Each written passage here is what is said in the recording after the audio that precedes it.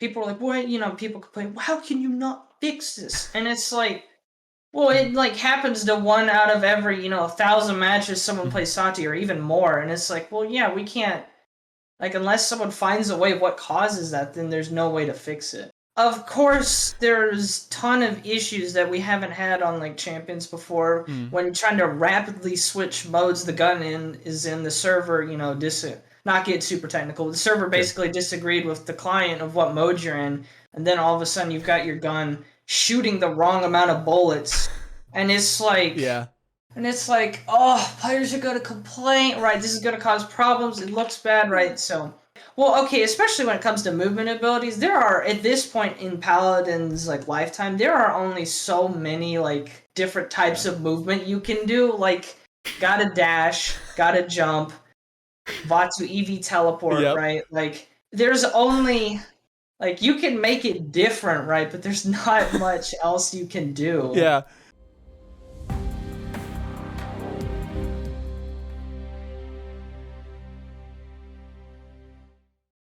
All right, let's get right into it. So, what do you do at Paladins? Tell me about how you started at Paladins and kind of like your job description and kind of how you got into all this. Well, let's see. I started Paladins back in 2016, right? Oh, so wow. old at the December of 2016, so barely, right? Been playing Paladins forever. The more I played it, the more I was like, this is my favorite game, right? And so, everyone's dream job, right, is, oh, I want to work at a gaming company, right? So I was getting a degree in computer science, right? And so I was like, apply to be an intern at Hi-Rez for a coding position. So, senior year rolls around and I apply to be an intern, make it to the coding interview, and then flunk it. So yeah, I did not get an internship that year. And so then I'm like, well, now this sucks. Then I'm like, now what do I do? Because I'm a senior, right? I'm supposed to go get a job in the real world. And I was like, you know what we'll do? We'll get a master's. That's what we'll do. Okay. So then I get a master's, and right, because I'm still in school, I now have another chance to apply to be an intern. Like, technically, you can apply to be an intern after you graduate, right? But it just kind of looks and feels a tad weird. So, I mean, but granted, if you really want a job at some company, don't feel bad about applying as an intern, like, after you graduate or whatever. That's, like, if you really want to work there and that's what you have to do, that's what you have to do. So, yeah. So I do masters and then apply to be an intern again. Do better on the coding test, go through the whole interview process. COVID hits, and I'm like, well, I got my dream job, but now it's going to get canceled. So, like, the semester ends, and then I call, like, email the HR person. I'm like, so do I still have my internship? Right? And they're like, oh, you do, but you have to be in Georgia, right? And I'm in Tennessee, and I'm like, okay. I had 10 days to move to Georgia, so I got that done. Oh, wow. Very short notice? Yeah. Yeah, Jeez. well, I mean, I should have reached out sooner, but I also was like, because I didn't hear back, I was like, does it just not exist anymore? So yeah, my experience at Hi-Rez has been very different from probably most other people in the gaming industry, because I've never actually worked in office. Like, I've been remote this entire time since I started. Oh, wow. Okay. Yeah. So go ahead. Yeah.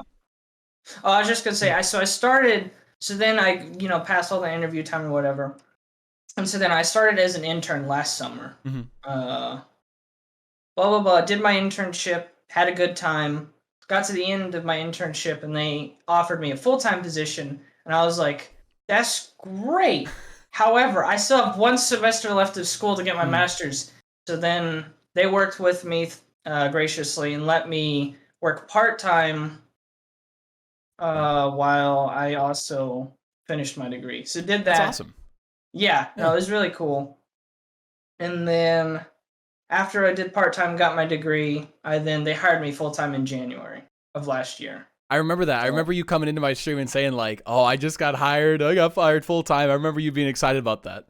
That was awesome. So yeah, I guess you could say my work anniversary was like 2 weeks ago or whatever for 1 year full-time. So that was...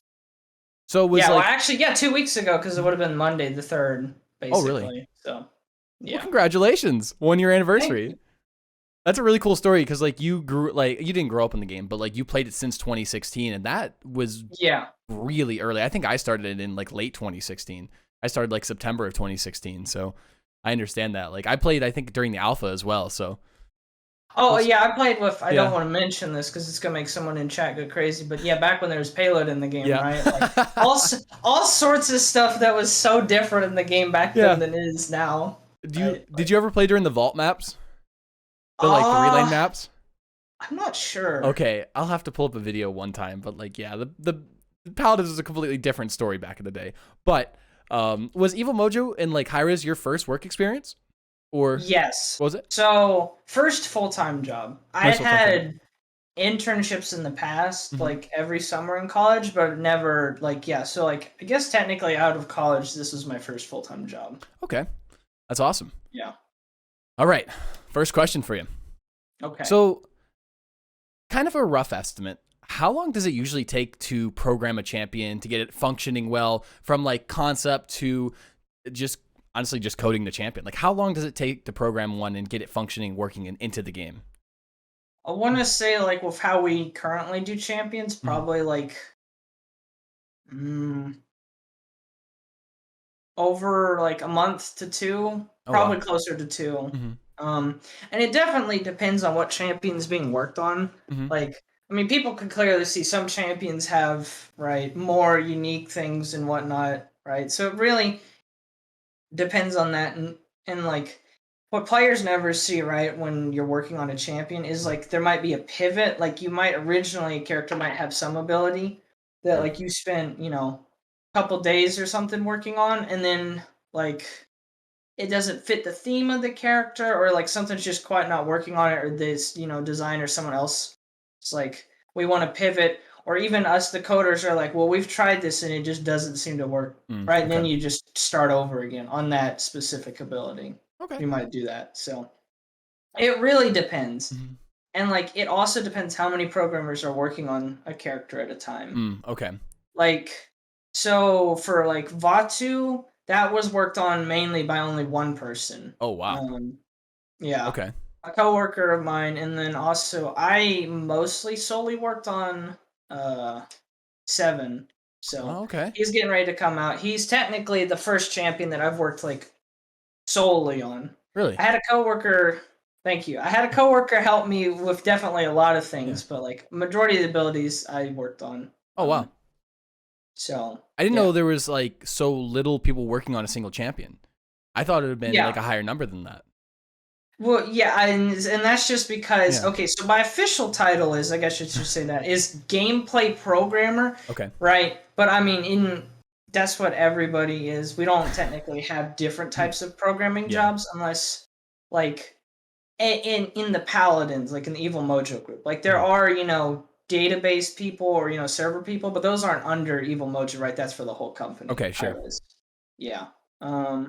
So, yeah, right, bugs, champions, like anything that's like requires any kind of prog work in the game, that's what somebody on our team's gonna be working on. Okay, gotcha. So like you worked on, let's just say 7, like with him swapping his weapon abilities, like you would have worked on that, right? Yes. Like how he swaps his gun types. Yeah. Okay, Yeah. interesting. Which actually turned out to be a way bigger pain in the rear than we all thought. It's like he's just changing what mode his gun's in, and of course, there's ton of issues that we haven't had on like champions before when trying to rapidly switch modes the gun is in the server, not get super technical. The server basically disagreed with the client of what mode you're in, and then all of a sudden you've got your gun shooting the wrong amount of bullets, and it's like oh, players are going to complain, right? This is going to cause problems. It looks bad, right? So I actually had that problem once in PTS. Yeah. I think that was still a thing, like where it was like triple burst and it was shooting like 1 bullet, but it was shooting like 3. So I know exactly what you're talking about. Yeah, exactly. Yeah. That was it. Like I knew that was happening in PTS. Like when it launched, when we first launched, I'm like, this is like, I was like, I'm gonna have to fix this eventually. But like it's like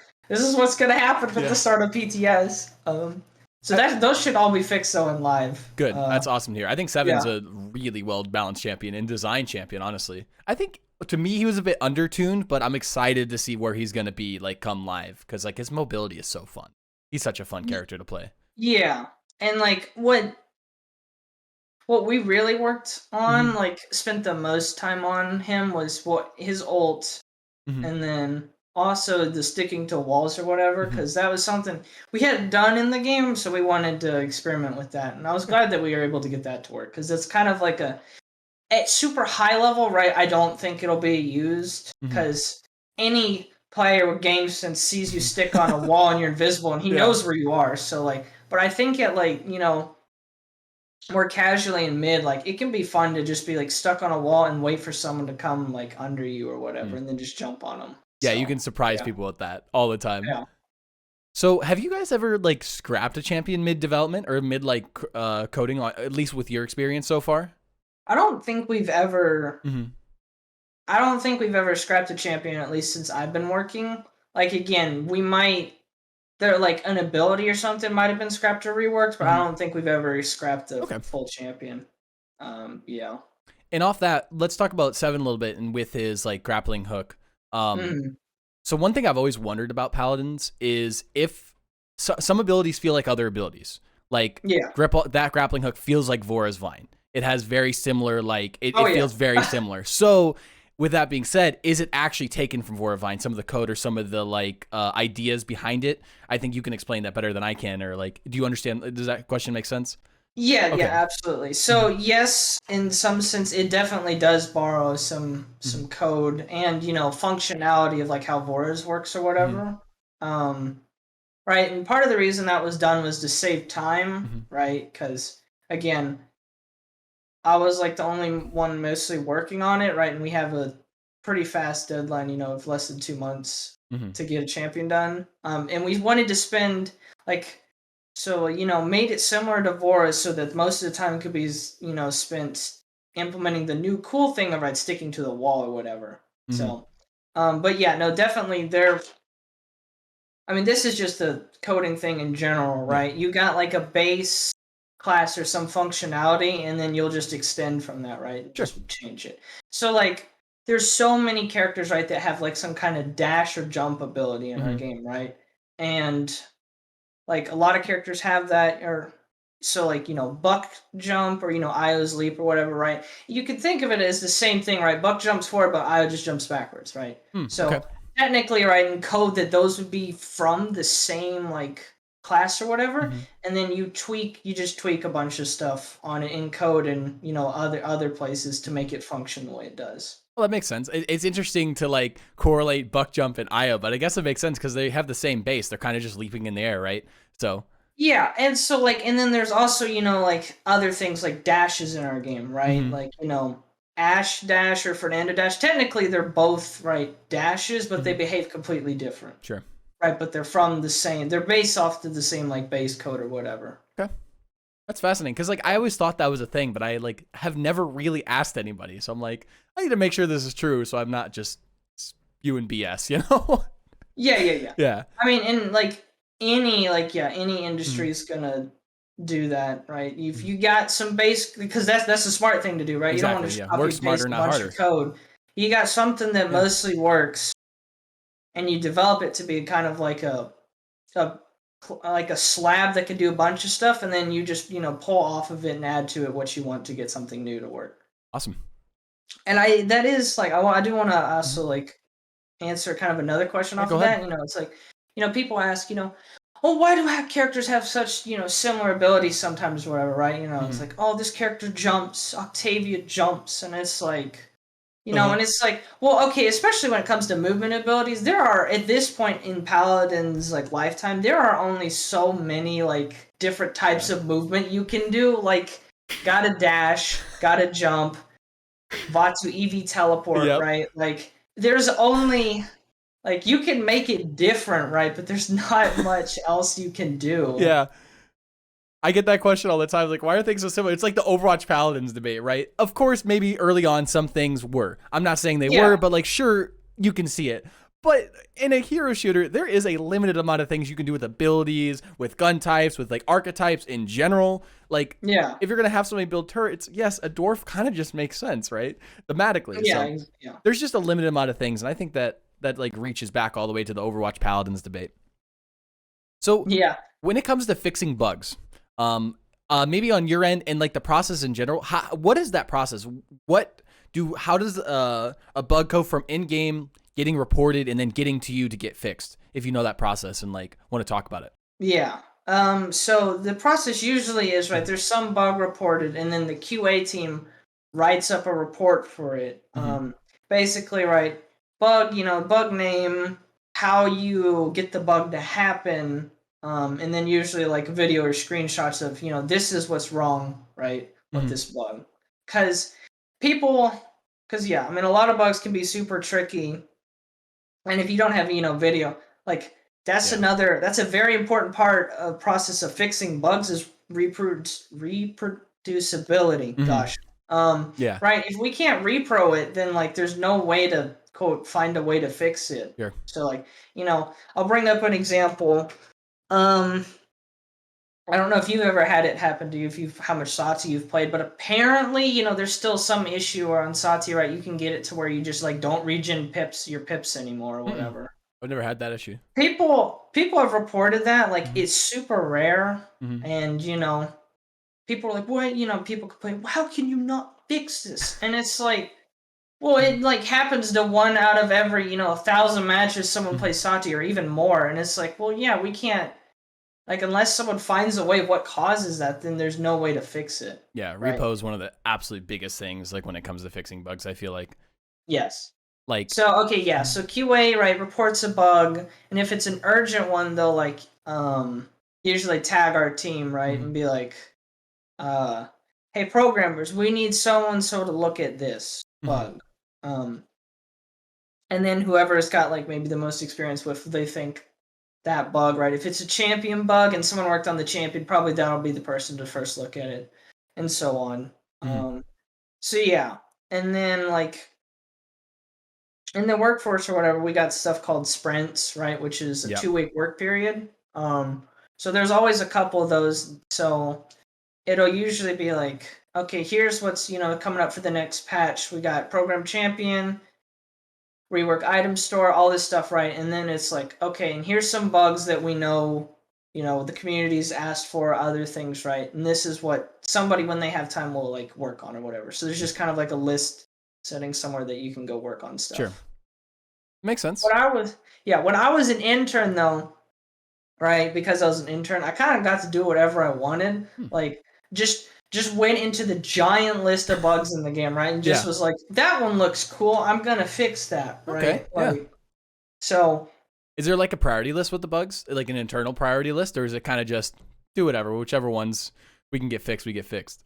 Yeah, so that's like a part of the software we use for like tracking tasks and bugs, right? Is you attach a priority to it. Okay.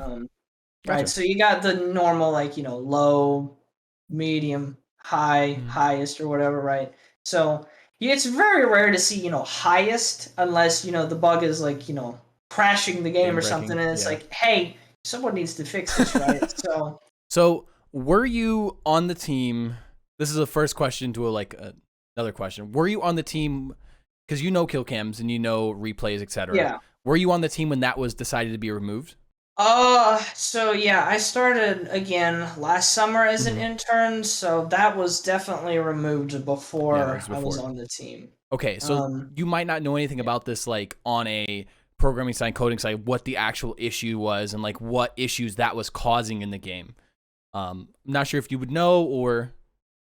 So what I've been explained, and I think I could share with, because actually I can share with, because Adonis or whatever, back when he did, right, used to work for Paladins, the other Kevin, designer, who used to be a designer. He like did a super long tweet somewhere, but I can like try to summarize it again from memory. That was basically like, having Killcam basically puts a ton of more time and pressure on the QA team.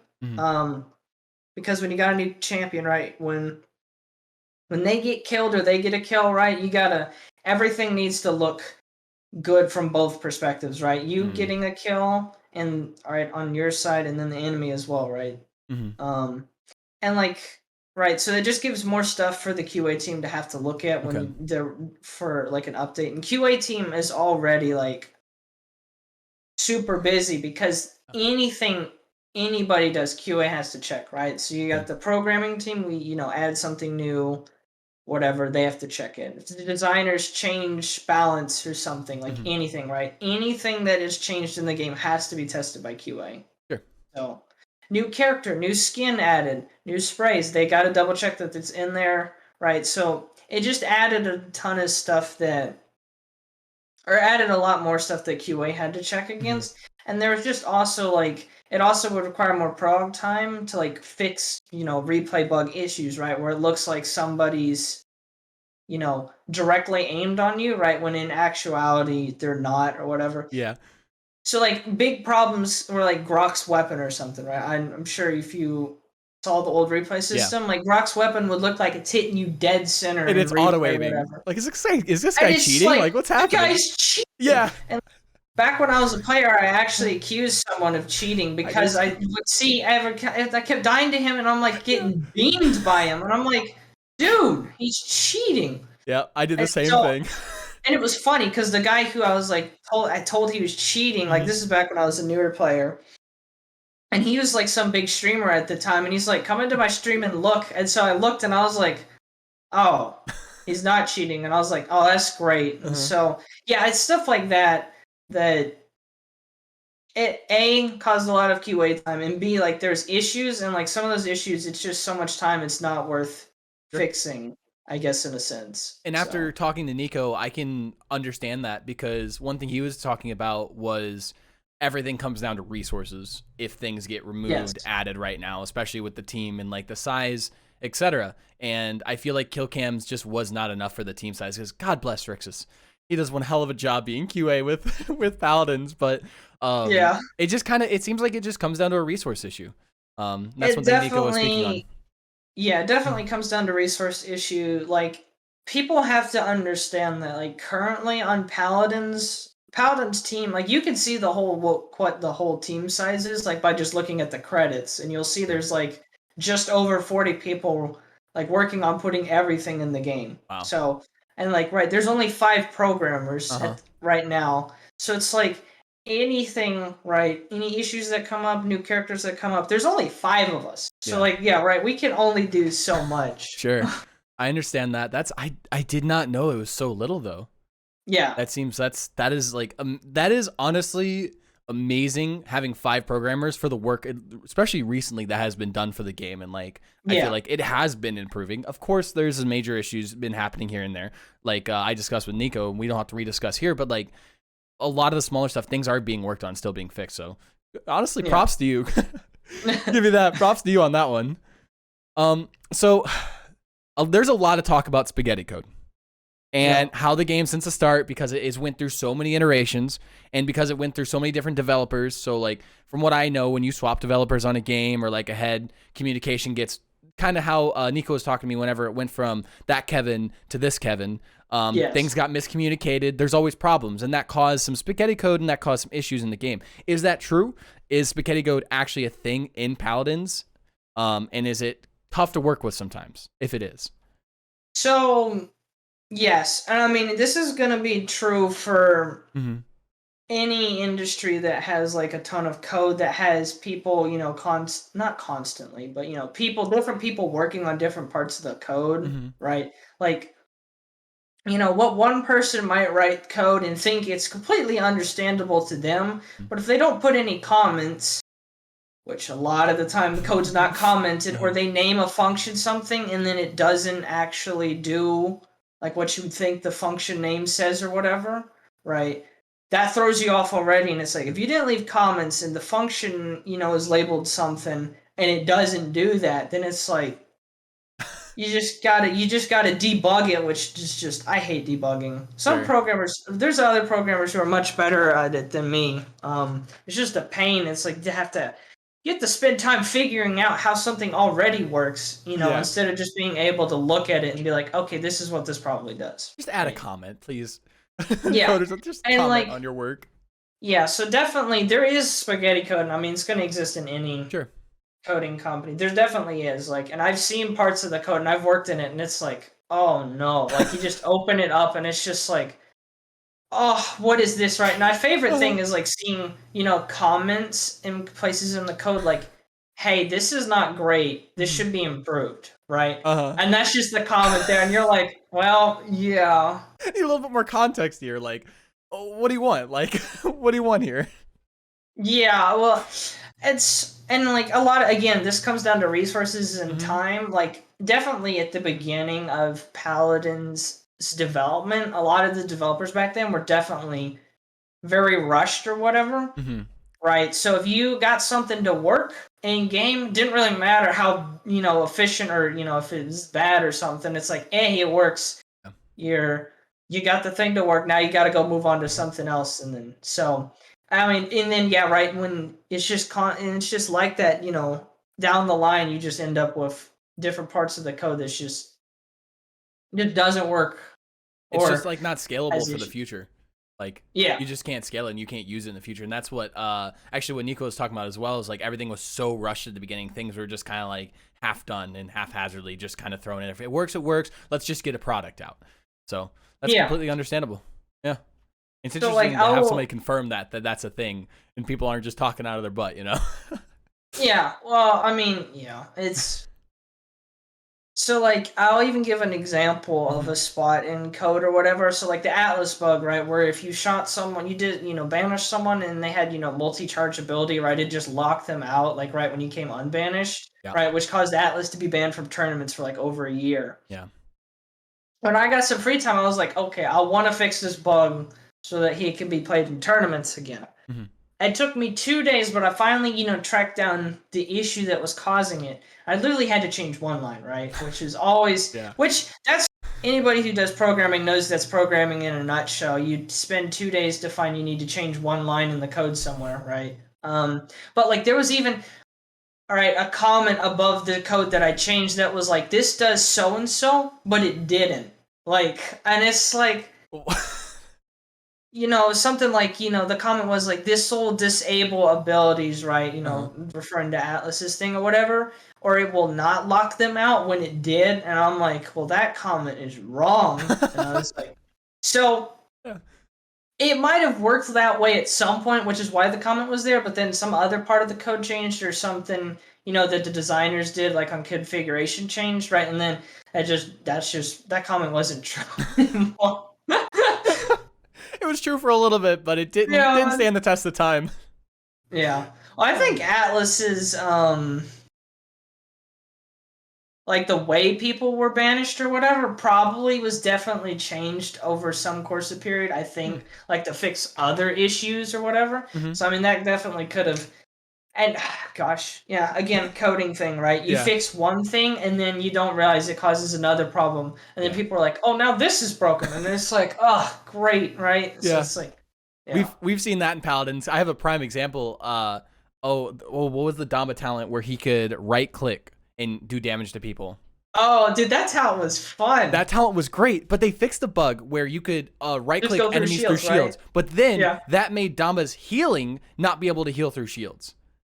Whenever they fixed that, I like went to Damba with scrims. I'm like, I can't heal through shields. What is happening right now? And I remembered, oh wait, they fixed this bug. So that happened. It seems like that happens all the time. It's just kind of a cascading effect. Yeah, no, see that, like, I remember that, I actually remember that time of Paladins, and Dombo became a first pick in ranked, which was hilarious, and right, and he's like, you first pick up, and you're like, I'm playing DPS, right, that was so dude, that was a lifetime. I want that talent back, honestly.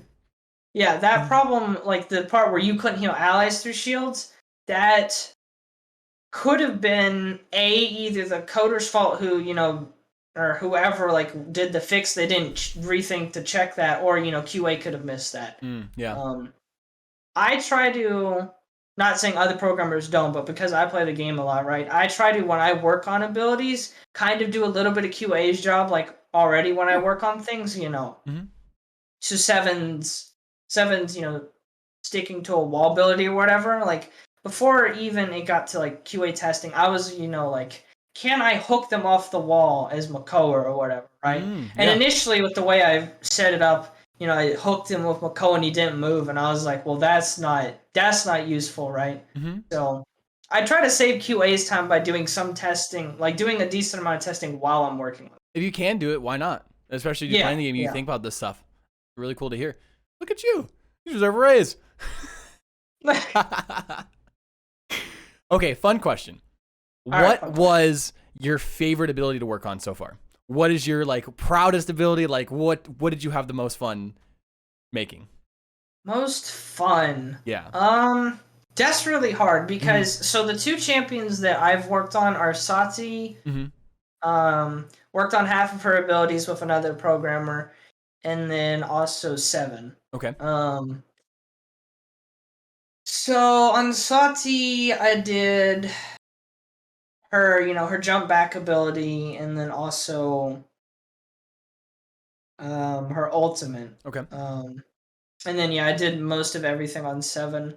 I don't know that I have a specific. That's hard to answer because I don't know if I have a specific like that was my favorite. Really? Okay. Yeah, I don't know. Like I enjoyed the simplicity of some abilities, right? Yeah. It's like, oh, this is cool, right? I implemented Sati's thing, her blast back. I think that's what it's called. Fairly quickly, but then it's always the coming back to fix dumb issues. It's like, at one point I realized, in an instanced match, so right, if you're not in the shooting range and you use it and there's a shield, like the ability didn't damage shields, and I was like, great. And so then I had to spend, like 2 or 3 days just like mangling the code. I'm like, please damage shields, right? And that was the whole, again, debugging, which I hate. It's like, all right, you're like, so it hits the shield, doesn't hit the player, or it hits both, and you're just like, come on, like just please work. Just hit the shield, please. That's all I want from you. Yeah, and it's like okay, they don't take damage, but now the shield's not getting damaged, and it's like, well, that's not great. That just sucks. That's wrong. So yeah. So with that question, what is the funniest bug you have encountered or fixed or just encountered in general? And like you've had put to funniest you. Yeah, like the most interesting bug is like, wow, this is fascinating. This is how did this happen? Why is this happening? I don't know that I have an answer off the top of my head. Sure. I'd have to think about that. Think about I'd that say a fun one that I fixed was like, well, there was 2 fun ones that I fixed with Androxus and Zen, both of which were actually like similar issues or whatever, right? I don't know if you ever had this with Androxus, like where I fixed this as an intern, where you would, like, if you dashed and then immediately ulted, sometimes right in your ult, like without pressing anything, you just like glide and you'd be jittering or whatever. So I fixed that, that was probably one of my favorite bugs to fix as an intern. Because I played a lot of Androxus and I was like, I hate when this happens. It's like, because I was automatically moving you, and then it's like making you miss your shots or whatever as well, and because it's not going where you're aiming, because your character's also like moving without you doing anything. That was fun. And then also, I guess, again, similar issue with like Zen or whatever, where you used to sometimes ult people and then you'd like swap places or whatever, right? I don't know if you ever had that happen. I've never noticed that before. It probably happened, but I never noticed it. That also used to be a thing where you'd hit someone, and I think maybe the bigger the target, it was more likely to happen. Or if you hit like someone at a weird angle, which again is more likely to happen, I think, if they were like a bigger character, because you'd have like, potential like easier chance to like have a high angle on them or whatever. And so like you'd ult them and then you'd basically swap places, right? Which it was funny because, right, you think you'd be safe ulting someone, and then when you swap places and get launched backwards, now you're just being launched off the map, and it's like, oh, I'm dead. And it's like, how did this happen? Like, I was over here, now I'm here. How did this happen? Yeah, which also, like, not only could that get you killed, it was also disorienting for both you and the person being ulted, because all of a sudden your camera just, and it's like, oh, what's happening? So, yeah. That seems very disorienting. I've never had that happen. I never noticed that was a thing before. Like, it was fixed. Yeah, I used to play a lot more Zen back in the day. And that was definitely an issue I encountered. I was like, okay, this is annoying and needs to be fixed. So Do you guys code hitboxes, or do you work on hitboxes? We do not. Mhm. Those are set up by the design Okay. team. Sure. Which basically, right, in Paladins, they're cylinders, right? Mhm. Just a cylinder around the character, and all the design team really has to work with, right, is setting the radius and height, Okay. which they just set it to like match around the character, right? Okay. Yeah. So And that's an Unreal yeah, thing, right? That comes down to the engine yeah, and why that happens. Sure. yeah. If this was an Unreal 4 game, then yeah, maybe we could have like more accurate collisions where you actually like have the hitbox around like the character instead Mhm. of just having a circle around the character. But that's just basically a limitation of the engine. And with that being said, you guys don't work on map designs, like hitbox, etc. That's comes down to design, or like we'll work on the maps. So that actually comes down to two like maps actually, which I didn't know this for the longest time. That comes down to two people really. The person who works on maps, Mhm. the map designer who's takes all the stuff, puts it in the map, and then also the people who develop the assets themselves. Okay. Mhm. So like the map designer, right? I don't know his job very well, Mhm. so but right, he just puts in collision and drags assets like Mhm. statues and other things right into the map. And he can, technically have the correct collision around something, but like if the artist who like made that asset, so like building pillar or whatever, right? If they had like there's some weird, jagged edge or corners on something, Mhm. right? And that gets put in, that could definitely cause issues, which you see in maps where like Yeah. you get stuck on something or whatever, and it's like it can come from either of Yeah. them. The frog Like, owl especially. oh my gosh.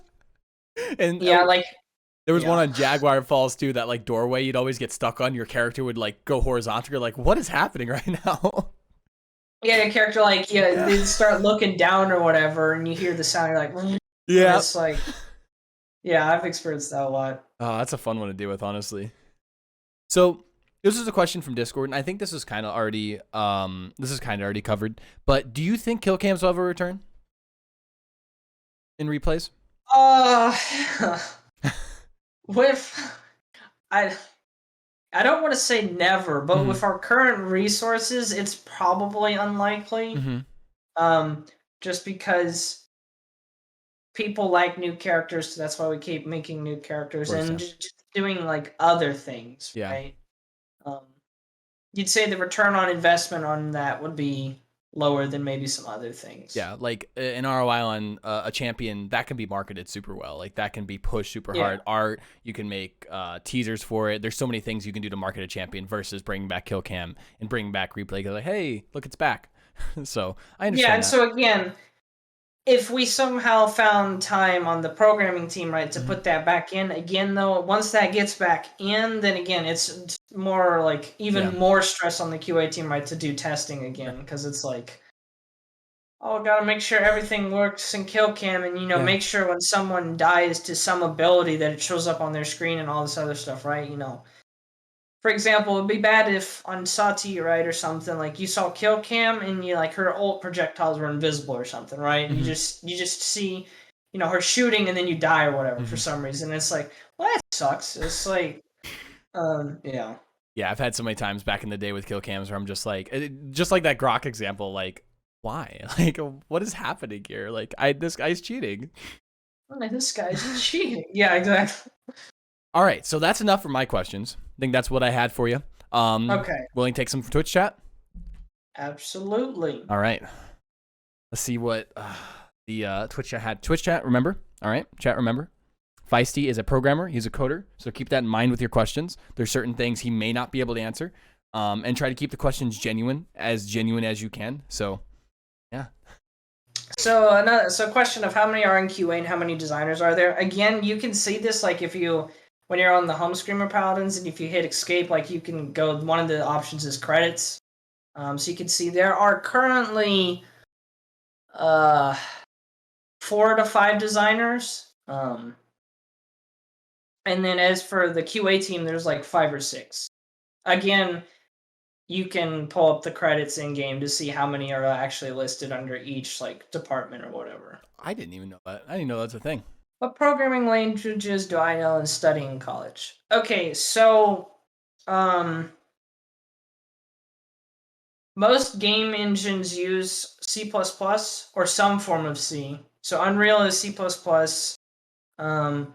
The other big one, Unity, that is C#, so a form of C.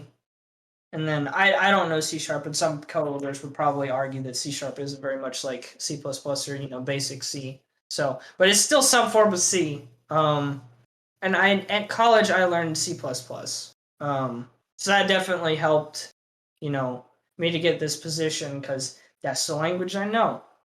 And then fun fact, I taught myself Python, which is what the Discord bot, right? Paladins assistant, which it's in a lot of servers, right? Yeah. Discord bot. I wrote that in Python, and I basically didn't learn Python in college. I was self-taught in that. Because I got to senior year of college, and I was just bored out of my mind. I did not want to go to classes anymore, and was like, okay, I need to do something productive in my free time besides playing Paladins. And I was like, so how can I incorporate learning something new and then also somehow, involve Paladins? And I was like, oh, I'll make a Discord bot that, can get Paladins data. So I didn't know you actually made Paladin Assistant. yeah, no, that was made by me, and I'm the only one who works on it. Really? So yeah. So outside of work, I also get bugs on the bot, and it's like, yeah. Your life is just Paladins. Code all the time. Do you know how headshots are determined? So not really. I don't know how those work. What I've been told from Potter, who used to work on Paladins, is there's like an inverse relationship, which is weird. The taller a character is, the smaller their head hitbox is, and then the opposite of when you got a super short character like Pip or Barrack, that's why their head is so easy to hit. It's because they're short, which feels bad when you think about it. If you're short, you get hit more in the head, and it's like, I don't know why that's the case, but that's apparently for some reason part of the code is like it's inverse of height, right? Which is why sometimes I can never seem to headshot Rom. I'm like, I don't know where his head hitbox is.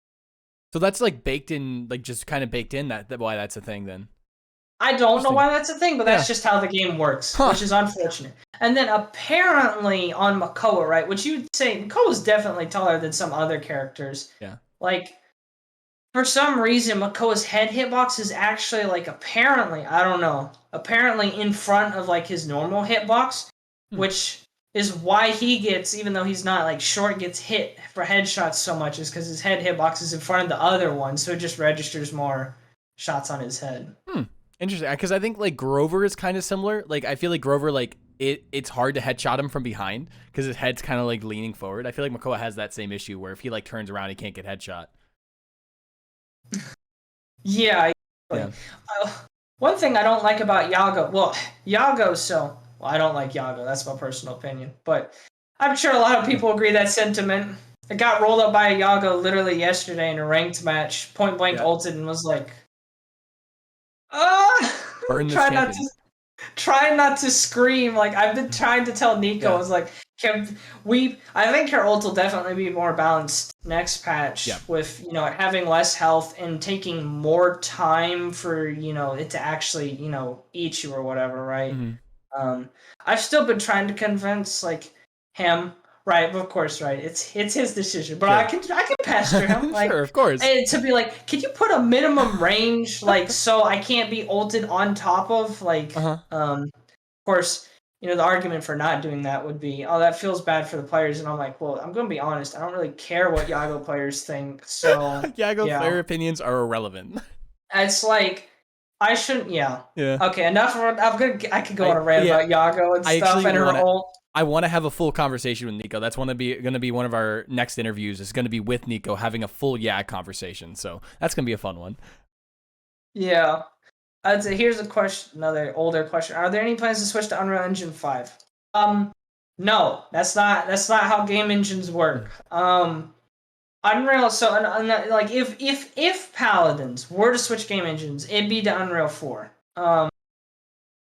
But like the time to do that is just not there. Like, it's like, oh, it's just a different game engine. It's like, no, you can't just switch game engines. It's like, I don't know of a good example to explain it in other terms, but it'd be like, I don't know, trying to take parts from one car, like a Honda or something, a minivan, and then trying to take that and make a truck out of it. It's like, you can't do that. Like, everything needs to be reworked. Like, you can't just swap stuff.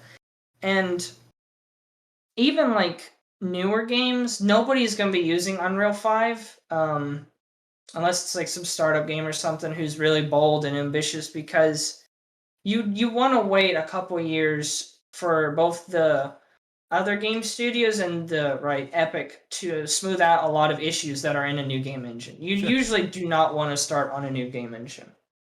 Granted, if a game were to go from 4 to 5, Epic apparently is working to make that portability possible, like for the most part. But again, it'd still take a decent amount of time to port one game engine from another. So yeah. So even going 3 to 4. That is a never happening. And in general, most gaming companies aren't going to be using Unreal Engine 5 for a couple years anyway. It was about like why the link sometimes targets. I've actually had targets allies even, or targeting enemies. I have no idea. I didn't work on Ray. I don't know the logic that goes into that targeting thing, and if it changes. I've heard some people say on like some talents, like the targeting changes or whatever. Ray is one of the characters I do not play at all, so like I have no personal experience, like really, of how that works. And I didn't work on the champion, so I don't really have a good answer for that. Yeah, Sony. Sometimes your ally is your enemy. That's very true. Yeah, poor PlayStation. Sony just stops. I feel like that's a lot of games where they stop cross progression because of Sony. Just doesn't allow it. Yes, so yeah, and then oh my gosh, you see people all the time being like, I want cross progression, why does Paladins not do it? And it's like, it's not us, it's Sony. Yeah. Like, Sony just does this in general for a lot of games. Like, they just don't allow cross progression. Or if they do, it's super, stringent or whatever of what can, transfer between accounts. Like, even when Genshin Impact came out, as far as I know, Sony didn't have crossplay, and I still don't know if you have crossplay on your Genshin if you play like PS4. I don't play it anymore. I played it like the first 2 months it came out. Like they just don't care. Not that they don't care. Sony just does not do cross progression in general in most games. They're kind of stuck in their ways and not up with the times, let's say. Yeah, exactly. What would your dream champion look like and play like? That's a good question. I don't even know. Like, cause to be fair, I kind of like I like characters from all classes. Like, I'm not just, I only like tanks, or I enjoy people from all classes. So I haven't thought like about making a character, so I don't really have a good answer to that. Gotcha. I don't know. If I have to get like a general idea, right? Any ability that has like displaces, like those displacement abilities are fun, right? So like Makoa Hook, or you knock someone away. Any kind of like displacing an enemy is fun. Now I say displacement, not Megaton, because that's dumb. Oh, thank God! I was about to bring that up because like I heard displacement, and my head went, this guy likes Megaton. I don't know if I can talk to him anymore. I gotta get out of here. I think Megaton is stupid. Like, I was playing a match yesterday, and I was just like, dude, I keep getting knocked, and I'm trying to just shoot, and it's like, this character gets a special ability on a card. Yeah. Like, Drogoz, I have to pick the combustible talent to knock people away, and Cassie gets to pick a card and all of a sudden send people flying. Like, yeah. Honestly, that card should be reworked. It's such a far knockback, and it's such a wide AoE for the blast shot, so you can hit like 5 foot that way, and it still sends you like 10 feet that. Like, why? Stop. And you can tell when someone has Megaton 4 or 5. Yeah. You can feel it. You get hit, and you're just like, I need to check their loadout. Do they have 4 or 5? Like, how much am I gonna hate this person? Seeing their loadout. God, I hate Megaton as much as I hate programmer. So I can't change that. You guys got to pester Nico for that. Yeah. Should I tell you to pester my coworker? Probably not. But like, it's it's a design change, but I think a lot of people aren't a fan of it.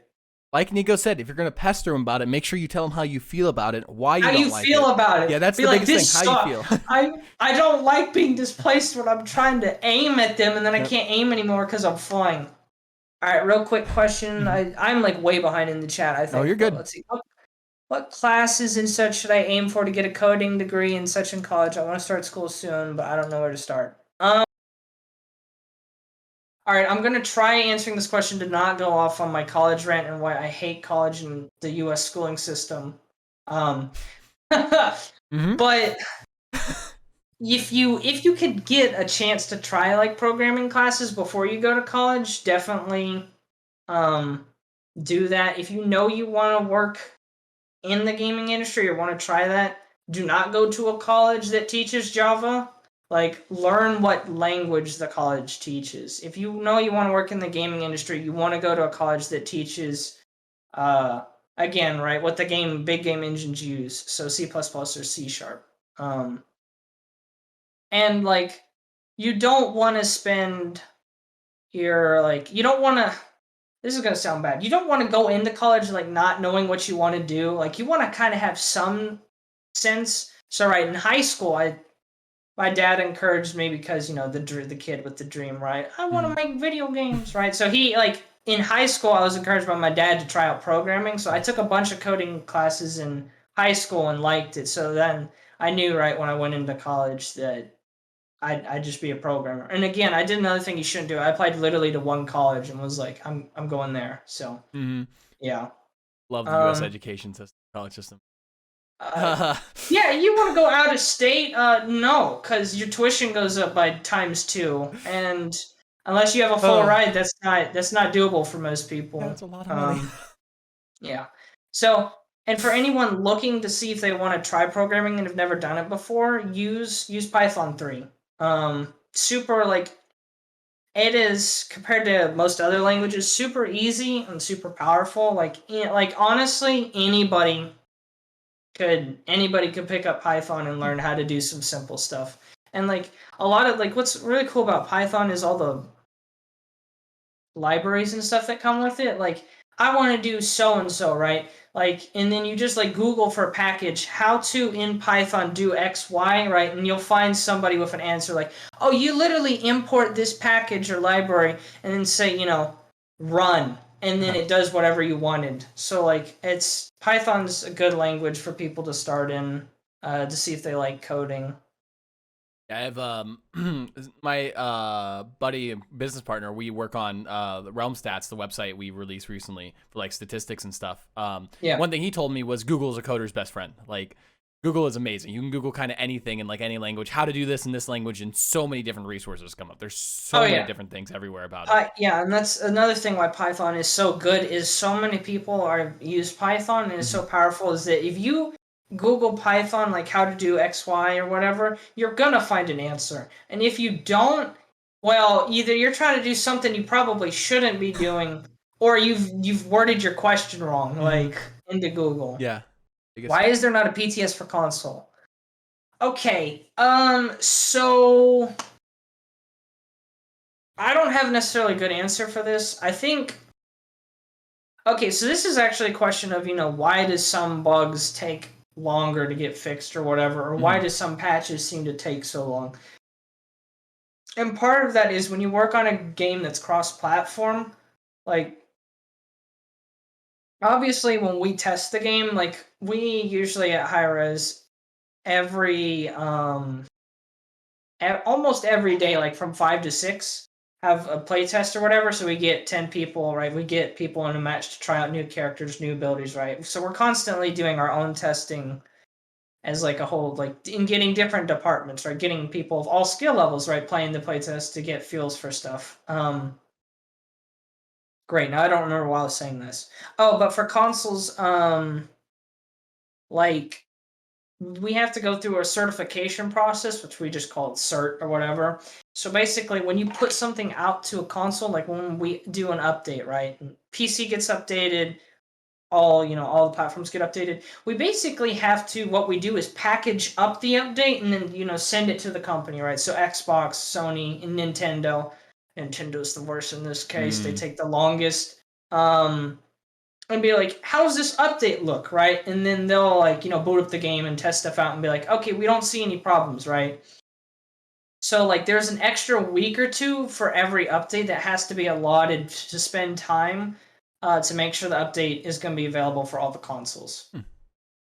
And I think this happened once, right, in the past, that there was a Switch update, like they were behind and you couldn't play for a week or something because you send off the thing to Nintendo or whatever, and maybe they take too long. They take longer than normal to get back, and then all of a sudden oh hey, no, you can't ship this because of so and so, and it could be the most minute thing ever. I know we had to change something in the past for a wording on something. They wanted us to change the wording of something that apparently had been in the game for ever, but it just so happened that whoever Nintendo was testing that flagged it and was like, hey, this needs to be fixed. And so it's we can't technically ship this to Nintendo or to Switch until this is fixed. So yeah. Interesting. I never knew. I knew the certification was a thing. I didn't know it went that deep. I didn't know that happened. With certain language, certain wording of phrases would get it completely reversed. Yeah, and again, it seems not to dog on Nintendo or whoever, Sure. but it really just does depend on who happens to be the person who tests the patch. They might find something again that's been there for a while, and they'll be like, oh, by the way, you need to fix this, and it's bummer. And ahead of time, we try to figure out on console, make sure be okay, so we might think that someone has a problem with this, so let's go ahead and try to fix this ahead of time. But again, stuff gets behind or whatever, or again, someone just happens to be super nitpicky on something. It's hey, this needs to be fixed, and it's well, gotta fix so and so. Do another build or another patch in the game, send it off to them again, right? And then they could, in theory, again, right, reject it again, and then it comes back, and then you have to. So it's that's why patches and updates can take so long, is because we having to work with the console companies. There's no PC approval because that's us, right? There's no PC approval. It works on PC, but it's what we play on all the time. So yeah.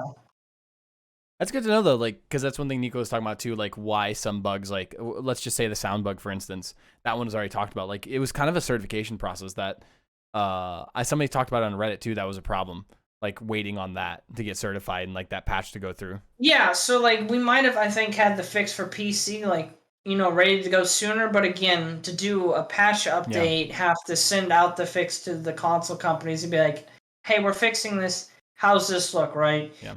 And and of course, if they say no, then it's trying to fix an issue, and so on a scale of 1 to 10, how many skins would I give to Emoji? Emoji's another one of those characters I don't play, and I don't like Emoji players, so I'm gonna say I'd say 1. I used to love Emoji back in the day.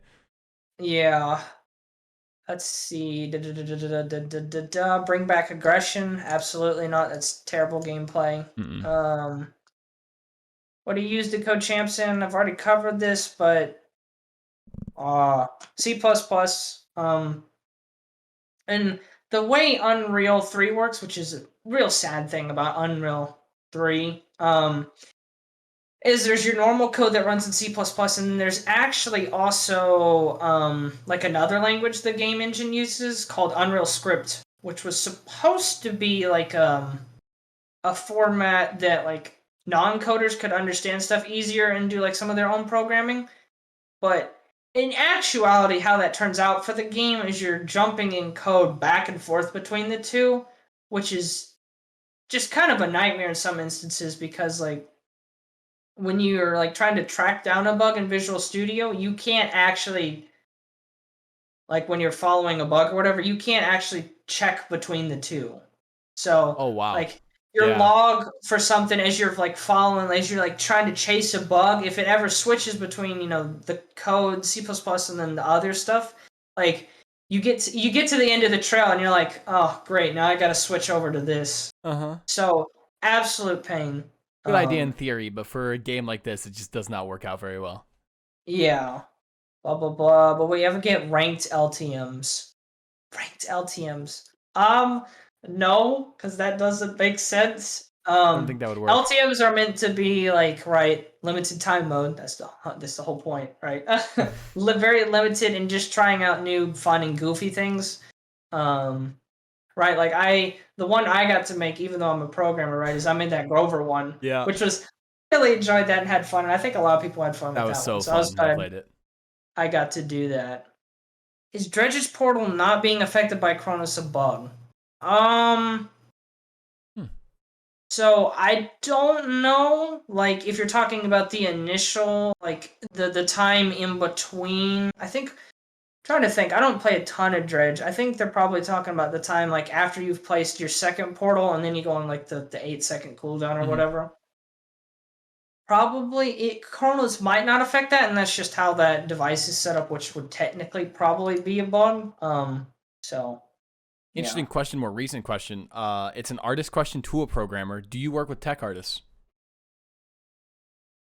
So, art, from a programming standpoint at Paladins, we don't work that much with the art people, like, because we're kind of completely separate almost. Like, you know, when we work on a new character, of course we're working closely with design, being like, hey, this is what we got so far. Does this match your specifications for this ability on the character, right? Yes, no.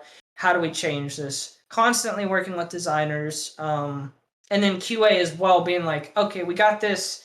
QA, do like a deeper check and see if you see any problems with this ability and whatnot. But for the most part, artists, like, we don't. There's just like no need for us to interact that much because like it's just completely separate. They skin or set up the model on the character. Granted, there are some things like on 7, like he has like transform him from like different poses, especially when he's using his ability grappling hook or whatever. Like there are times where we do have to talk to them and interact with them, being like, them saying, okay, I need your code to somehow signal to our like tool we use to like set up animations to signal, hey, I'm flying through the air, hey, I've stuck to the wall, so it can play the correct animation, right, of him putting his hand on the wall. So we do work with them a little bit, but like artist, I guess that's not really artist. It's more of like rigging or whatever. But like artists, we don't really usually interact with, just because there's no overlap really between our two what we're working on. Sure. I think he asked is that will we ever get ranked TDMs or onslaught to spice up the game and find different metas in those modes? So I think I watched part of Nico's interview with you, and I think he answered a question about splitting up queues or whatever. If you add a new mode, especially a ranked mode, you're splitting up people and just going to make the queues longer for everybody. And I mean, and that would be fun, right? I guess. But like that being a mode that like nobody like plays that much, like if people really want to have that, I think there's actually even a tournament happening for Onslaught or TDM at some point. Like somebody's hosting a tournament, I think next week. Not a llama, maybe. Probably not. He hosted a test map tournament. Yeah, test maps. Yeah. I think the next one they're doing is Onslaught or TDM tournament. Like that's just honestly just not a good idea to have a ranked form of that.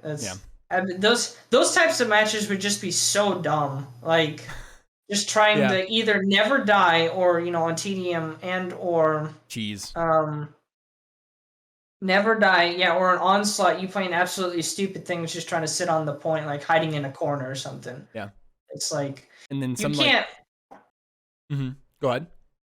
I was just saying, like those game modes aren't designed for like a super sweaty like style or whatever. So and then some like cheese comp comes out, and then people are gonna expect it to get nerfed. But it, like say you nerf that for a ranked Onslaught, how is that going to affect the rest of the like normal game, So it's super hard to balance that many queues. Yeah, exactly, right? People just try to stack in a corner or something like with half Shomokoa Terminus or something else, Barrack. Like you can all sit in a corner, on some maps that have, the capture zone. And it's just like, hey, this is stupid. And all the matches last to the time limit, and the team that wins is like, whenever someone gets a kill and they finally start capping or whatever. Those game modes just do not work in the sense of people taking it super seriously.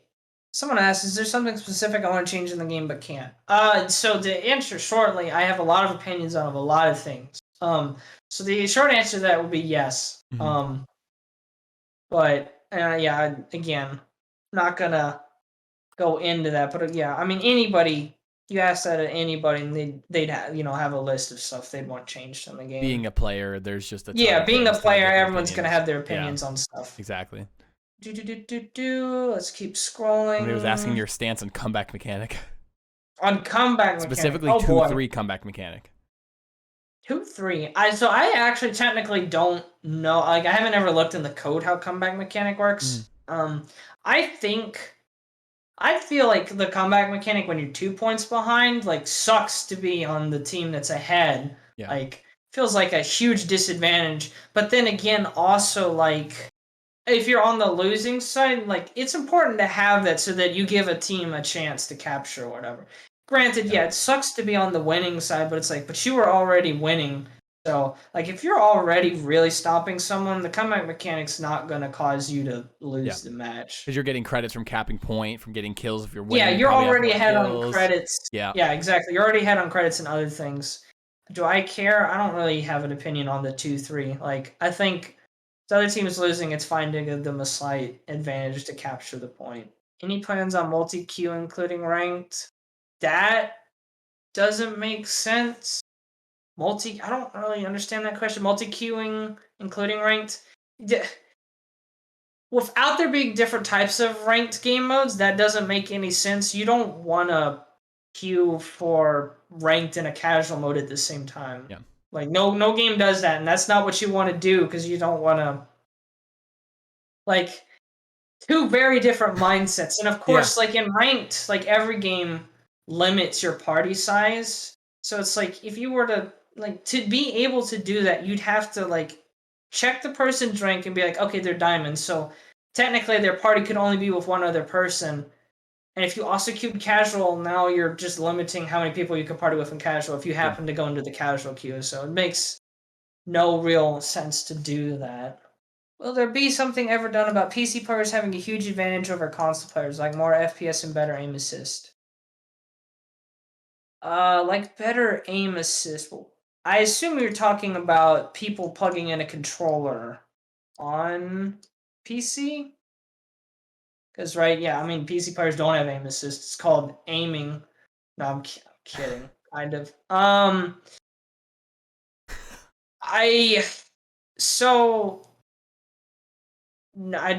don't think there's anything to do, because that's just the nature of it. Like, the newer generation of consoles, right, which no one can get because of chip shortage and all that fun stuff, those could run games, like, fairly quickly or whatever.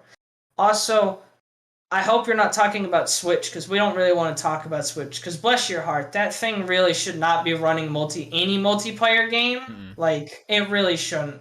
Like, I have a friend who plays Fortnite on the Switch, and I'm like, he gets like 30 frames or something, and I'm like, that's just not what that game is meant to be played at. Like, you can't, and they still do decent, and I'm like, I don't know how you play on 30 FPS. The little console that could. The little yeah, exactly. It's trying its best. Really hoping for a Switch Pro, by the way, like an actual one, not the fake updated display they released this year. And I'm like, all right, Nintendo, you keep being Nintendo. That was an Apple move right there. Oh, hold my phone. It's like, okay, you updated one thing, cool. Can you actually update how powerful the console is so that people can play better games on it? Yeah, I wish. What about level-based matchmaking? Don't really know exactly what that means. If you're talking about, like, having level be a part of probably what goes into what, determining matchmaking, maybe that's something.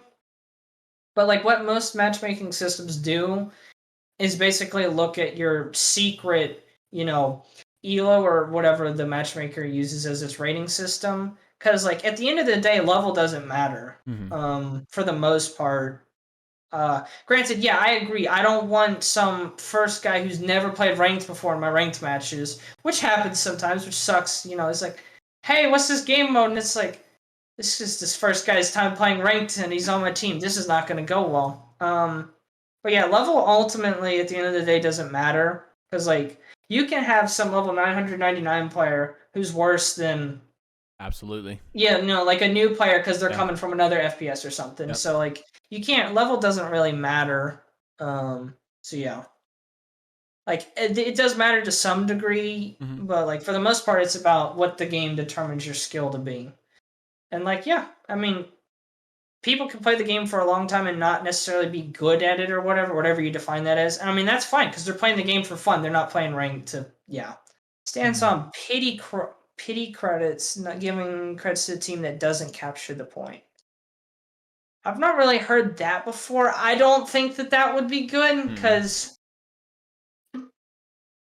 I mean, at that point, if you're awarding pity credits, then instead of doing that, you just award the team who captured the point less. Yeah. So, Say, unless your goal is to just pump more credits into the system or whatever, which now that COT's a built-in item is definitely not what you want to do. No. Probably you just don't want a ton of items being bought. Like, more items will be bought now, which is cool. Well, okay, no, more items won't really be bought, but like more different items will be bought now. There's a lot more versatility in items. Yes. Right now. Like, I could start on Nimble or Haven now, or tanks, poor tanks. Everyone can start with Wrecker now if they really want to instead of COD. So poor tanks, shield tanks are gonna feel it for a little bit probably. Sure. Yeah, Wrecker is gonna become the new cauterize, but it's not like every game you have to buy it. But Wrecker is definitely gonna be bought way more, more people. But yeah, if you're going against double shield tank, it's probably the first pick you're gonna pick now on some damage champions if you're not wanting like Haven or something else. Good. Screw Nando.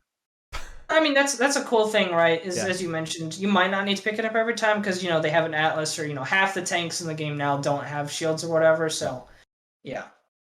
Is it possible to implement some type of mods like custom maps for champions made by the players? No.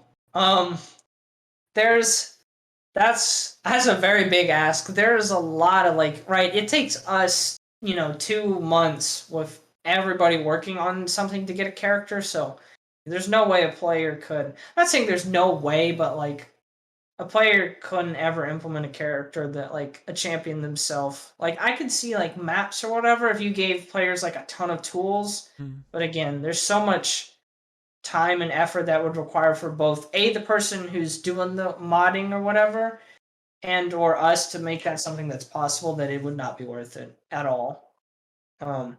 Be there might be 1% or less of the, even less than that, we'll say 0.5% or less of the population in Paladins that would want to do that kind of quote modding. As it's just not worth it. I get that, completely understand. And again, Nico again touched on this. It just comes down to a resource issue too. All these grandiose ideas, they're great, love them, they'd be awesome, but can you really fit them in? Do you have the time, resources, etc.? A lot of things come down to, especially in Paladins. Again, another matchmaking question. So the way I've looked at the matchmaking code a little bit, not in detail, but how a lot of matchmaking systems work is it'll look for what it considers an ideal match, so trying to find people of similar, your rating or whatever, right, on both sides. And as time continues or whatever, right, it gets the parameters it uses, it becomes less strict or whatever, because basically over time it's at some point it's just trying to get you in a match. So right, it starts lifting constraints of okay, this other team might have a decently better player, and so slowly just the pool of players you're looking for gets larger because it's just at that point trying to find you a match. Which is why when you queue ranked at odd times, you'll get extremely weird 2 masters or 2 GMs, and then you got 3 golds or something, because it's trying to balance out the the masters or GMs by giving them 3 golds, which yes feels unfair for you, but as it's doing its best, and then the other team might be all diamonds or something, right? Because it's just doing its best to try to make it fair. Although a lot of times those aren't fair, but maybe you shouldn't be trying to break the matchmaking by queuing the super high elo people at weird times. Yeah, I was about to say, like, it comes down to, like, if you're playing at 2 a.m. in the morning, you're not going to get good matchmaking. It's just not, there's just not enough players online. It's not going to be able to find you anybody to play with. It's not how it works. Yeah. Oh, surrender. So here, we might take one or two more. Sure, so we can push it. Another question. Somebody mentioned surrender system. There should not be a surrender system in Paladins, at all, because like the only time that would be useful is if you've got like 2 people on your team who's explicitly said in chat, "Hey, I'm leaving. I'm not coming back." And it's like, okay, yeah, might as well surrender now because it's literally impossible to win the match. But like there's so many matches, and this is part of the point of comeback, right? You get pushed 0-2 on, and like if there's a surrender option, there's gonna be some people that are like, "Oh, we need to surrender," and it's like there's so many times that players, because of comeback mechanic and other things, like you can come back and win a match Easily. like so easily. The having a surrender thing just makes it so that people kill a match that's like easily winnable. It creates more toxicity. Like that's what I was talking about this on my stream the other day, and like surrender options create more toxicity. And then somebody came back with a point, and one of the points I had was Paladins is a short game. It's not League of Legends. It doesn't last 40 minutes. Yeah, it's not League of Legends. But they're like, oh, Rocket League has a surrender option for 5 minutes. I was like, yeah, that's why Rocket League is a toxic fest. Like, I go play Rocket League, and it is so toxic. Those people are the worst kind of people. Worse than I play in League. Rocket League's players are more toxic. And I feel like that's part of the reason. When people know they can just surrender, they don't care. They don't care about the game. They'll just say, whatever, surrender. Don't surrender, I'm AFK. So, like, I think a surrender option is going to create way more toxicity than it's going to solve. So. Yeah, I mean, and that's like a whole nother reason. I think this is a question asked to Nico as well. It's like, oh, well, can we ever get a global chat? And it's like, that is a terrible idea. Yeah. Like, well, not like a global chat in the sense of you're like in the menu could talk to anybody, but like a sense of a global chat, like you're in a match, right, and you could talk to the enemy team. Yeah. It's like, there is zero reason for you to talk to the enemy team. Like, the only time you're going to be doing that, like 99% of the comments are be like, saying, oh, the enemy team sucks, and you just typing that out, and the enemy team sees that, and it's like, okay, right? Like, it's just shit posting the whole time. That's all it is. Yeah. Yeah, exactly. Like I'm pretty sure Roco or whatever doesn't even have a chat. Like, really? I don't think. I don't play Roco, but I think they just didn't.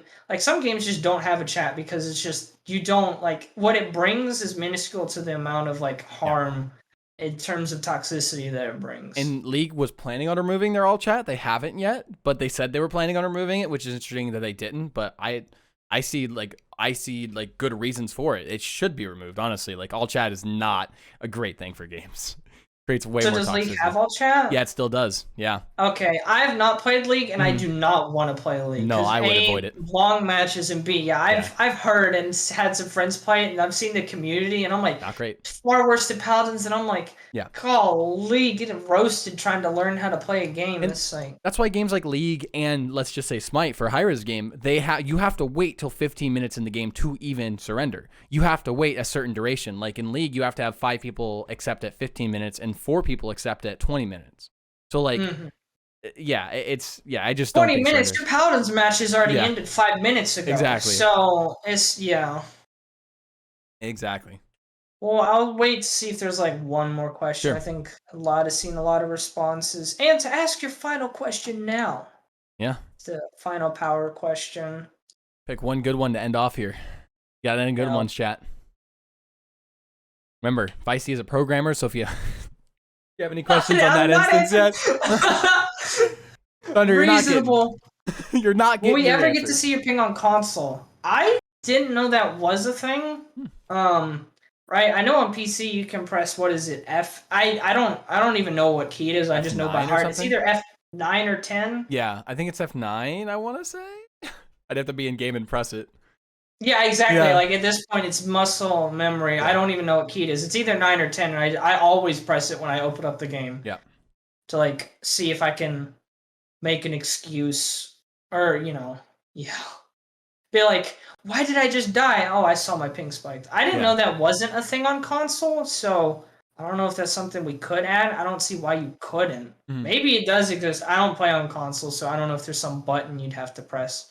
But like that might be a thing. I don't even know how the ping works through PC. Like, to maybe get it to work on console, like, it might require going through some console thing, which would then, like, part of the console kit, which would mean it had to be putting that in all of the consoles, so that's maybe why it doesn't exist. Sure.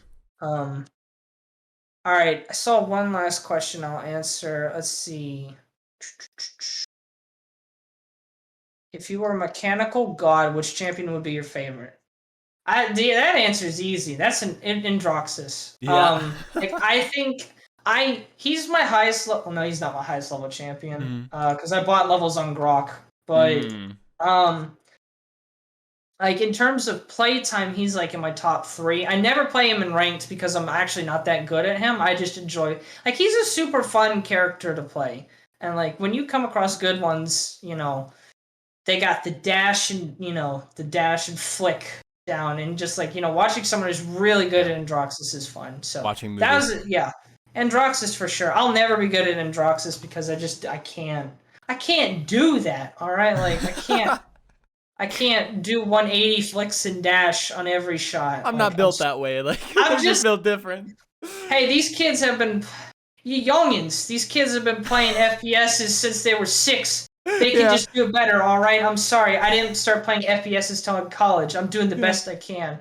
Oh my god, that was the great part about the Pro League, is like, you get to watch those people. It's like, wow, I'll never be able to do that, but that's awesome. It's awesome, yeah. All right, well, Feisty, I appreciate it. Hope you enjoyed your time here, and I appreciate you talking to the community and answering some, like, really and honestly important questions people wanted to hear on the programming side, because, like, that's one thing that's not talked about a lot. It's like, what is actual, like, the nitty gritty, what goes into it, and like, what's the process of it. So I do appreciate you greatly for coming in and being transparent about things and being honest about a lot of answers. So definitely appreciate that. And yeah, no, this was fun to do. Good. So. I remember at the beginning you're like, I hope it'll be fun. We'll see, but I'm glad you enjoyed. If you see like a random question in chat you want to answer towards the end, have at it, but I think that'll be close to where we call it. You see any more? Is Grok. Question about Grok. Okay, so Grok is, again, I bought levels on him. He's my highest level character. I have him at like 185 or something because I bought like 100 levels on him. He was my favorite character to play back in Season 1 of Ranked. Back when Totemic gave CC immunity on his Totemic talent. I abused the heck out of that and soloed my way up to GM. Like, on purposely not picking Makoa, right, who was the strongest tank back then. And people are always yelling on my team, what are you doing? You gave them Makoa. And I'm like, okay, look, you don't understand how bad Makoa is when he can't hook anybody. And like, I have to convince people every single match. It's like, bro, I'm a good Grok. Trust me, this is gonna work. And like, after every match, people were like, wow, that works really well. And I'm like, yeah, like, you'd be surprised how well Makoa can't do when he can't use his hook. And you just see the Makoa's face just, like, you can literally feel the player, like, realizing that, I first picked Makoa and I can't do anything now. And it's like the frustration. I want Totemic. Obviously, that can never be added back in Paladins, like CC, because instantly would make him busted. With now how the general community understands how strong CC is in resistance to that. I'd love to see Totemic be good. I keep pestering Nico to be like, yo, make Totemic, like, decent again. I think part of the problem of why it's currently not decent was because there was the bugs when it was buffed like a couple patches ago, right? Where it gave the stacking movement speed on the totems or whatever, which all of a sudden you saw everybody running that as like a secondary healer or something, and just having comps just steamroll people. So he obviously got nerfed from that, but I think he never got unnerfed from that. I was about to say, with like, what happened is they gave him a nerf, but then they fixed the bug, which also nerfed him. So like, one thing I was watching with, like, it's any game, like, when you fix bugs, you're really not totally thinking about the balance, and like, you just kind of want to get that bug fixed. When we get that bug fixed, so he got nerfed, he got a bug fixed, which nerfed him again, and he's never been rebuffed to the state. Grok is great, but I want him to be good again as well. I want him to be good on Totemic because I like playing healers, which is another great thing about Paladins compared to some other things, is healers in this game can do they can do stuff instead of just being a healer bot. Now you could argue only good serious Mortal Reach Sarah's players and all they do is heal. And yes, I get annoyed when I face them in casual and they're just mega healing someone I'm shooting. And it's like, oh, this is annoying. But like, yeah, for the most part, I mean, that's why I like Grok, is because he's a healer that can like do a decent amount of damage. Which is why I went to Timic, so I can place my totems and then shoot people. Yep. He's extremely versatile. I think Saris is like important for the game because you need a heal bot for people to like, it's like a bridge support. You need to transition from learning supports, you go play Saris, and then you start getting better, you play a Dampa, you know? You play a Grok, like you play those harder supports. Yeah, and then there's all sorts of like, which with every character, there's all sorts of different skill levels. Like, you know, Genos is, you know, a step up from Saris, but still simple because you got heal through wall, but it's not as much healing or whatever, right? And then you've got Corvus, right, which is basically kind of like an upgraded Genos in a sense of you get to now like manage the marks yourself, right? Which I think is why he's such a cool character. Is which I think even Nico touched on, right? Easy to play but hard to master, right? You want those in characters, which is why he's got a good design of like if you wanted to just mark 2 people and then just keep healing someone with your right click as him, you could, but like, you know, to really save someone, like you can do mark management or whatever. There's some nuances to it. Yes. But yeah, do you have any social medias, by the way? No, not really. I do not. I don't have any of the normal social medias. I respect that so much. I wish I never. I have Discord, and I already like interact with a ton of people. So like, if people really have questions, they can message me on Discord. So many Discord servers, you could probably find me. Like, also, if you do want to reach out to me, that is absolutely fine. But like, send a friend request. But send me a message with like your initial question. I do not accept friend requests from random people without like sending a message because I'm like, and I always respond with half the time. I'm like, do you have a question? And if they say like no, I'm like, okay, I don't. Great, we're friends, but like no, it's like, I understand that. I have a Twitch. I don't stream on there though, like ever. I mean, it's just my name, FeistyJalapeno Twitch. I want to start streaming Paladins soon, and I might, but like, there's part of me that hasn't done it that much because there's the whole like stigma of if I'm doing it right, I'm a developer playing the game, right? So if I say anything bad, right? Like if I get mad at someone now, it's, you know, somebody clips it and it's like, oh my goodness, a dev got mad at a player, and it's like, well, yeah, I got mad at the guy because he threw my match. Like he came in chat and was like, hey, you suck or whatever, and it's like, it's like, okay, I could just ignore that or I could get mad back, right? And it's like, and now, right, it looks bad, even though it's like it'd be perfectly fine or whatever to get angry at someone. And it's like, so. All my opinions are my own in the title, always. That's the important thing. Exactly. Being like, all right, look, I'm not speaking for the company here. I'd be like, I'm speaking as a player now. I hate you or whatever. It's like, you suck. But for me, you suck. Ignore the check mark. Literally, if I was streaming a match the other day, I would have like yelled at someone because like they didn't say anything the entire time, right, in the ranked match, and then got on comms at the very end and were like, oh, Genos is throwing. And by the way, this binary Genos outdamaged the person who said they were throwing. Of course, as is tradition. And I was like, yep. I have flamed so many people for that. It's like, at least like if you're gonna talk shit, talking shit's fine, you know. But like, back it up, you know. Don't be terrible at the game. If you're going to, and like obviously don't tell people to go jump off bridges or whatever, because that's how you get banned. But like, like don't. Yeah, opinions are mine and not EvilMojo's. Exactly. Yeah, exactly. One last question because someone highlighted. Sure. Option to mute people pre-match lobby, and then let them know they've been muted. Okay. Well, I don't know about the second part because that's.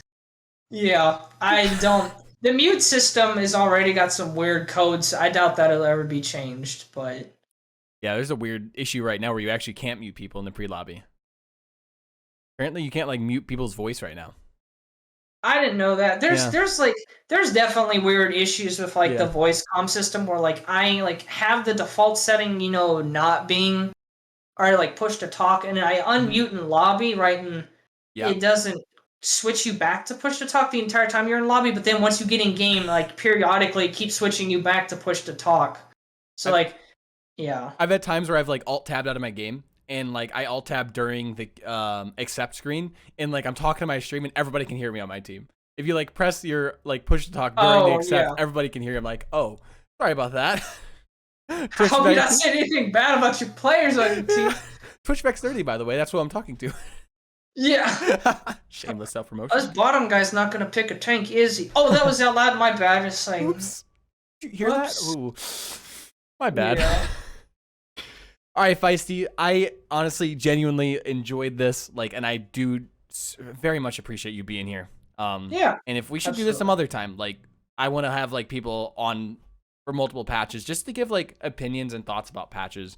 And like say like because you program 7, I'd love to have you on after 7 gets released and maybe talk more about it and like do specific conversations. So if you'd be interested in that in the future, plans to doing that. So yeah, no, I'd be down for that as well. Like, yeah, absolutely. Awesome. I think that'd be fun, especially because I play the game a decent amount. Yeah, I definitely have opinions. And again, right, these opinions are mine, right? Not, do not reflect the company's blah blah blah, right? Just say that now so you can just exactly. It's gotta have the disclaimer there, just in case. Gotta have the disclaimer exactly. So.